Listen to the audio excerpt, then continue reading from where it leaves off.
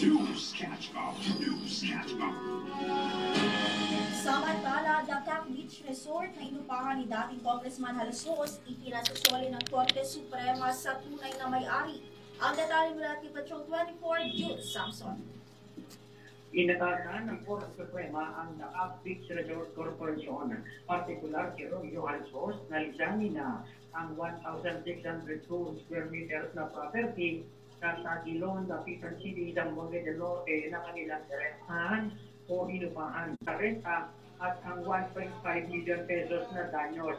Pinaupahan ni Violeta Sagin de Losoriaga ang lupain sa Dakak na kinakatawan ni Halasos sa loob ng 10 taong kasunduan at nakasaad na lahat ng mga permanent at fixed structures na naipapatayo ay mapupunta doon. Para sa impirang may totong lakas, DWIG, nagbabalita ng tama, naglilingkod ng tama. DWIC News catch up. News catch up. At yan ang mga tamang balita sa mga oras na ito. Mag-follow at subscribe sa lahat ng DWIZ News digital channels, Facebook, Instagram, YouTube, TikTok. Nakakalungkot na naman, ito na naman tayo, no? Namumurong tumaas ang presyo ng mga produktong petrolyo sa susunod na linggo. Lagi na lang, di ba, taas-taas, pero yung babae, sentimo lang ang laban, no? Batay sa pagtaya, sharing, di ba? Power of sharing, lalo na sa pamilya. Nako, kadalasan kung sino lang yung malaki-laki ang sweldo, yun lang yung nagsishare. Huwag naman po. Tulungan lang. Kasi minsan, nakakalimut tayo, akala natin, hindi gumagana. Natutuwa naman po tayo. I just want to share bakit sila naging isang magaling, no, sa industriya ng negosyo. Alam nyo, meron akong kaibigan na, I think, he is about 90 years old. Isa po siyang taga-media, no? At natutuwa ako sa kanya. Ay 86% na consolidated sumunod sa gobyerno at nagpakita ng suporta sa modernization. Bakit daw pakikinggan ang dalawang grupo sa napaulit-ulit na nagsasabing hindi sila magpapakonsol at hindi na nagdudulot ng abala sa kalsada. Lahat ng problema ay may solusyon basta mag-uusap ng matiwasay at patas. Yan po ay ayon sa modernization ang kinabukasan ng transport sector. Magkaisa tayo ang tunay na mayor. Kayo sa mga requirements. Sige lang, okay lang po yan. Basta ginagawa ninyo yung tamang serbisyo publiko. Okay, at hello din kay Ate Beth Pineda ng Bocaue, Bulacan. Yan, lalong-lalo na ng Mucha Rice Mill. Ako, mabuhay kayo Ate Beth, ha? Talaga namang masipag ito sa pagbibigay ng trabaho sa kanilang lugar. Ayan, Isidro Garcia, Eileen Earl, Riambilio Valley, The Freds, Josephine Valmuento, Richard Christopher, hello po sa inyo, Dinder Hernandez. Ayan, ang grupo na APC Rio June, hi APC Rio June. Ayan, pasensya na. Queen Rosas, Praise Monica, ayan. Nestor Ifurong, hi ka Nestor Salvador, Rolly Durana, hi Kapitan Dorhil Durana, yan, Gerard Salvador, of course kay Jago, lawyer, yan, kay Attorney Herbacio C. Jetta, mabuhay ka Attorney, at syempre Dr. Peter O. Dator ng Sanda Diagnostic Clinic, mabuhay po kayo. Ayan, lalong-lalo na sa Komisyon ng Wikang Pilipino, salamat po Michelle Mark, Mami Ferrer, at hindi lang po yan si Mami Beth, yan. Shane, ayan, salamat sa iyo. Aida Zubel. Yung iba rito, alam nyo guys, magbabawas na ako ng Facebook. Wala na akong ma-accept kasi punong-puno talaga yung ating Pag wala kayong reaction, wala kayong messages, ay buburahin ko na po kayo guys. Pasensya na, no? Yung mga, hindi alam nyo, minsan kasi tayo mga botante ang may kasalanan. Yan. At kapag nakaupo na sila, wag natin silang sinisisihin kasi ganun lang po ang kanilang kapasidad. Kaya iwasan lang po natin ang mag-away-away sa at hindi maiwasan, pero kung kayang iwasan po natin kasi mas maganda tahimik po tayo. Kailangan nating ipaalam sa Panginoon na kailangan natin ng peace and order. Yung komento naman ninyo tungkol doon sa mga men in uniform, ilan lang naman ho yan. Wag mo nating sisihin ang buong organisasyon, di ba? Napaka-importante na tayo. Ayan, Sir Dave.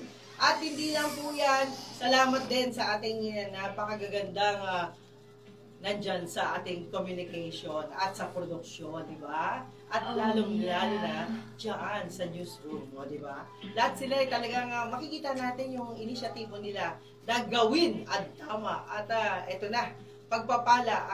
Diba, member ka naman ng Pila? Natutuyo eh. Tapos binigay sa akin May yan consulta dito. package ang Pinako ko Pila. sa'yo. Pwede na tayo doon. Talaga? Oo, sis. Pwede, pati dependence natin. Sagot ng PhilHealth Consulta ang check-up, health screening, laboratorio, at gamot batay sa kondisyon ng pasyente.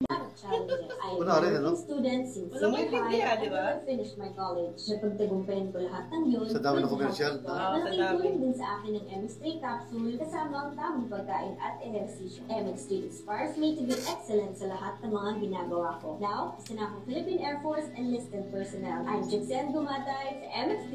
Dito ko believe mahal. Plus.com. Promo runs from February 4, 2024 to December 31, 2025. EGLE reference number MKTG-2024-2654. Gaming for 21 years old and above only. Keep it fun. Game responsibly. Visit PACCOR.com.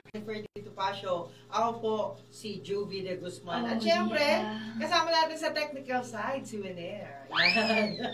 Okay, thank you so much. Ay nako guys, no, ito nakakalungkot na balita ito. Ilang kalsada sa Samar at Leyte ang pansamantalang hindi nadadaanan dahil sa pagbaha at pagguho ng lupa, bunsod ng malakas na pag-ulan, dala ng mga motorista na dumaan sa junction Buena Vista, Lawaan, Marabut Road. Yan.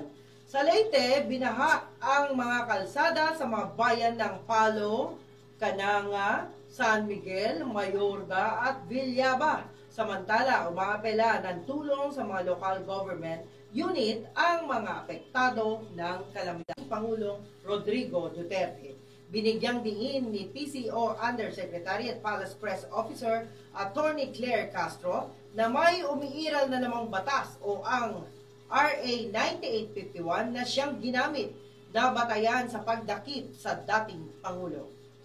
Dagdag pa ni Jose Castro kahit ang legal luminaries kanya na in aid of legislation ang ginawang pagdinig sa Senado ukol sa nasabing issue.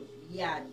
Mahaba na issue tungkol dyan, ano, paulit-ulit. Anyway, ganun ho talaga kasi talagang dapat ang batas po ang masunod. Kaya nga ho, meron tayong gobyerno, may batas na dapat sinusunod.